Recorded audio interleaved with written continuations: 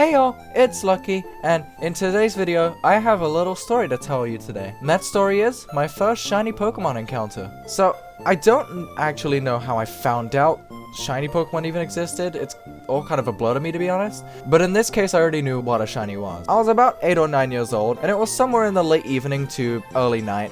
And I was bored, so I picked up my DS to go play something, and I decided to go with Pokemon Platinum. And as a kid, I just have this habit of just restarting my save files, because why not? And in this case, that wasn't any different. I started off my journey and progressed through the game a little. I believe I picked Turtwig, if you're curious. I usually pick Turtwig, so I probably did then. What is going on? Who's fucking dying? I'd only just got the Pokedex and a few Pokeballs, then was sent back to Twin Leaf Town to tell my mom I was set off on an adventure, how the beginning of the game goes.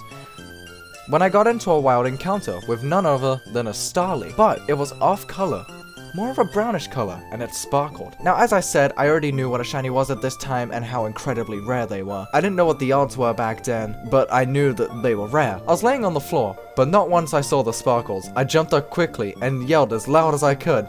Shiny! Shiny! Shiny! I ran out of my room with my DS and sprinted to my brother's room immediately because, well, he knows Pokemon more than I do. I excitedly showed him the shiny. I played it safe and tried to catch it without hurting it, but it broke free.